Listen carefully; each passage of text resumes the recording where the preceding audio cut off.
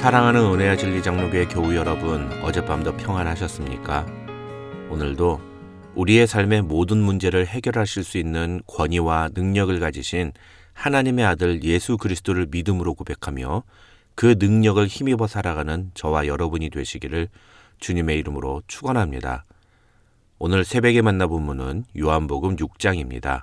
그 중에 1절로 21절을 제가 읽어드리겠습니다. 그 후에 예수께서 디베랴의 갈릴리 바다 건너편으로 가시매 큰 무리가 따르니 이는 병자들에게 행하시는 표적을 보았음이러라. 예수께서 산에 오르사 제자들과 함께 거기 앉으시니 마침 유대인의 명절인 유월절이 가까운지라. 예수께서 눈을 들어 큰 무리가 자기에게로 오는 것을 보시고 빌립에게 이르시되 우리가 어디서 떡을 사서 이 사람들을 먹이겠느냐 하시니 이렇게 말씀하심은 친히 어떻게 하실지를 아시고 빌립을 시험하고자 하심이라. 빌립이 대답하되 각 사람으로 조금씩 받게 할지라도 200데나리온의 떡이 부족하리이다. 제자 중 하나 곧 시몬 베드로의 형제 안드레가 예수께 여짜오되 여기 한 아이가 있어 보리떡 5개와 물고기 2마리를 가지고 있나이다. 그러나 그것이 이 많은 사람에게 얼마나 되겠사옵나이까. 예수께서 이르시되 이 사람들로 앉게 하라 하시니 그곳에 잔디가 많은지라. 사람들이 앉으니 수가 5,000명쯤 되더라. 예수께서 떡을 가져 축사하신 후에 앉아있는 자들에게 나누어 주시고 물고기도 그렇게 그들의 원대로 주시니라. 그들이 배부른 후에 예수께서 제자들에게 이르시되 남은 조각을 거두고 버리는 것이 없게 하라 하심으로 이에 거두니 보리떡 5개로 먹고 남은 조각이 12바구니에 찼더라.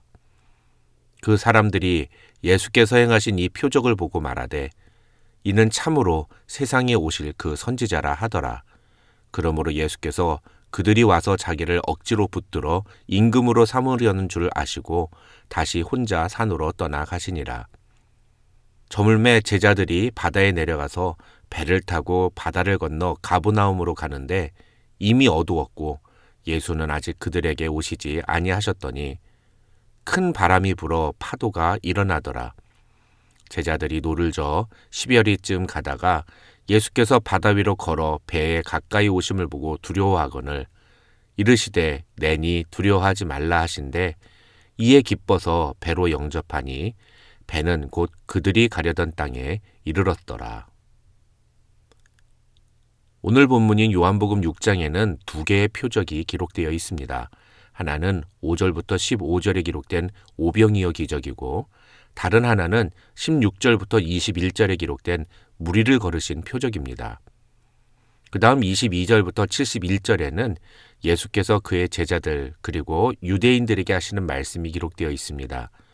그래서 이 요한복음 6장도 예수님이 행하신 표적과 예수님이 사람들에게 하신 말씀들을 통해서 그분이 하나님의 아들 그리스도라는 사실을 우리에게 제시하고 있습니다. 그런데 오늘 본문 중에 우리가 주목해야 할 구절이 하나 있습니다. 그것은 예수님을 찾으러 갈릴리 바닷가 이곳저곳을 다니는 무리들을 향하여 예수님께서 하신 말씀입니다. 바로 26절인데요. 26절에서 예수님은 무리에게 이렇게 말씀하십니다. 내가 진실로 진실로 너희에게 이르노니 너희가 나를 찾는 것은 표적을 본 까닭이 아니요 떡을 먹고 배부른 까닭이로다. 이 말은 사람들은 오로지 자기들이 떡을 먹고 배부르게 되었다는 사실에만 주목하고 예수님께로부터 또 그런 기적을 경험하고 싶어서, 다른 말로 하면 예수님이 또 다른 신비한 능력으로 자신들의 필요를 채워주시는 그런 일을 보고 싶어서 예수님을 찾는다는 뜻입니다. 사랑하는 성도 여러분, 여러분은 예수님을 왜 믿습니까? 좀 더 노골적으로 말씀드리면 여러분은 교회에 왜 나오십니까? 어떻게 보면 굉장히 당연한 질문인데 사실 이 질문은 우리의 본질과도 같은 질문이어서 우리가 이 질문에 반드시 답을 가지고 있어야만 합니다. 어떤 분들은 신앙생활에는 정답이 없다고 말씀하시는 경우가 있는데 절대로 그렇지 않습니다. 신앙생활에는 정답이 있습니다. 신앙생활은 내 마음대로 하는 것이 아닙니다. 신앙생활은 하나님이 기뻐하시는 대로 해야 옳은 것입니다. 그래서 우리가 예수를 왜 믿는가, 왜 교회를 다니는가라는 질문에도 정답이 있습니다. 그것은 바로 예수만이 나의 유일한 구원자이시기 때문이라는 것입니다. 오늘 본문에 등장하는 두 개의 표적도 사실은 이런 내용과 연관이 있습니다. 먼저 5절로 15절에 나오는 오병이어의 기적은 다른 세 복음서에서도 모두 나오는 두 개의 기적들 중에 하나인 매우 중요한 사건입니다. 그런데 요한복음에 기록된 오병이어 기적은 다른 복음서들과 두 가지 면에서 다른 점이 있습니다. 하나는 예수님과 대화를 나눈 제자들의 이름이 정확하게 표시되어 있다는 것이고요. 또 다른 하나는 이 기적에 대한 사람들의 반응이 기록되어 있다는 것입니다.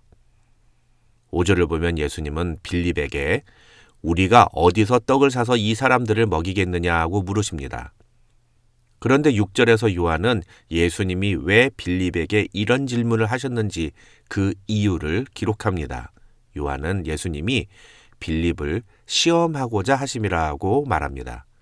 다시 말하면 빌립에게 듣고 싶은 대답이 있으셨다는 겁니다. 그 대답이 무엇일까요? 아마 이런 것이 아니었을까 추측해 봅니다. 예수님, 전에 가나에서 물로 포도주 만드셨잖아요. 그리고 죽어가는 왕의 신하도 말씀으로 낫게 하시고 심지어 베데스다 연못에서는 38년 된 병자도 고치셨잖아요. 제가 보기에 지금 어디 가서 이 많은 사람들을 먹일 음식을 구한다는 것은 불가능한 일로 보이지만 예수님이라면 그 문제 반드시 해결하실 줄로 저는 믿습니다.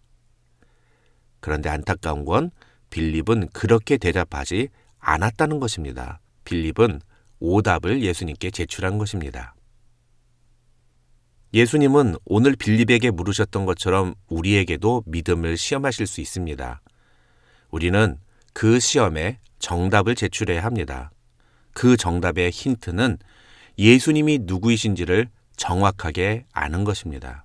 예수님이 누구이신지를 분명하게 알 때 우리는 예수님이 기대하신 정답을 쓸 수가 있는 것입니다. 그런데 이 오병이의 기적에는 한 가지 내용이 더 포함되어 있습니다.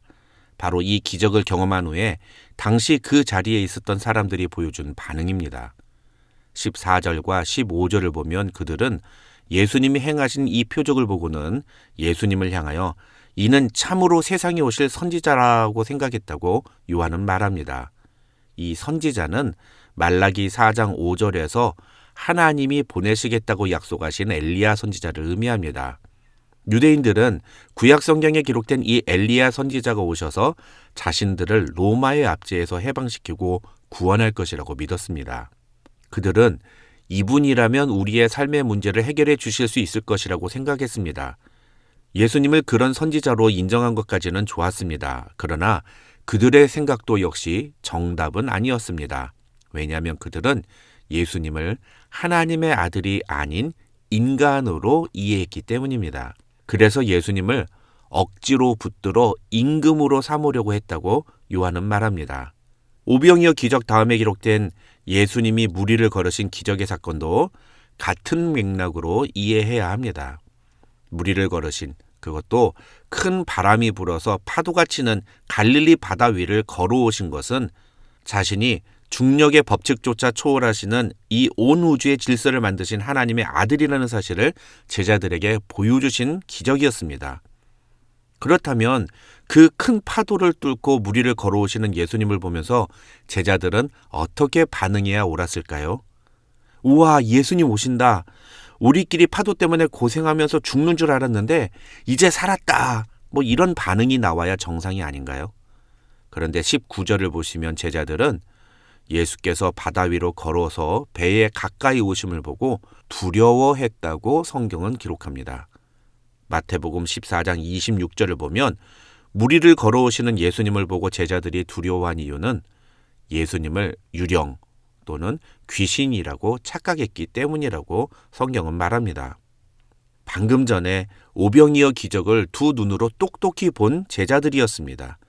그런데 어떻게 이렇게 반응할 수 있을까요? 마가복음 6장 52절은 그 이유를 이렇게 설명합니다. 이는 그들이 그 떡 떼시던 일을 깨닫지 못하고 도리어 그 마음이 둔하여졌음이러라. 더 기가 막힌 사실은 마태복음 8장을 보면 제자들은 이미 이전에 이와 비슷한 사건을 한번 경험한 적이 있었다는 것입니다. 예수님과 제자들이 함께 배를 타고 갈릴리 바다를 건너가시는데 그날도 풍랑이 아주 심했습니다. 얼마나 심했는지 제자들이 주여 구원하소서 우리가 죽겠나이다 라면서 배 안에서 주무시는 예수님을 깨울 정도였습니다. 그러자 예수님은 일어나셔서 제자들에게 믿음이 없다고 혼을 내시고 바다와 바람을 꾸짖으셨습니다. 그러자 바다와 바람이 금세 잔잔해지는 놀라운 기적을 경험한 적이 있었습니다. 그렇다면 그런 일도 있었고 또 방금 전에 예수님이 오병이어의 기적을 행하시는 것을 직접 눈으로 보기도 했으니까 예수님이 파도를 뚫고 물 위로 걸어오실 때 제자들이 어떤 반응을 보여야 옳았을까요? 그래서 저는 오늘 본문 이 요한복음 6장은 예수님이 제자들의 믿음을 실전에서 테스트하신 것이라고 생각합니다. 제자들은 예수님이 어떤 분인지 모르지 않았습니다. 그들은 예수님이 어떤 분인지 알았습니다. 그런데 문제는 실전에서 그들은 정답을 말하지 못했다는 것입니다. 예수님이 누구이신지 알긴 알지만 그들은 그 믿음대로 행동하지 못했습니다. 그렇게 행동이 뒤따르지 않은 믿음은 믿는 것이 아니라는 사실을 사도 요한은 보여주고 있는 것입니다. 믿음은 성경 지식을 몇 개 아는 걸로 끝나는 게 아닙니다. 참된 믿음은 삶으로 살아내는 것까지 나아가야 합니다. 예수님은 오늘도 우리에게 이와 똑같은 시험 문제를 내실 수 있습니다. 우리 은혜와 진리 장로교회에 속한 모든 교우들은 주님께 바른 믿음의 고백을 올려드림으로 주님을 기쁘시게 하는 신실한 주님의 제자들이 되시기를 주님의 이름으로 축원합니다.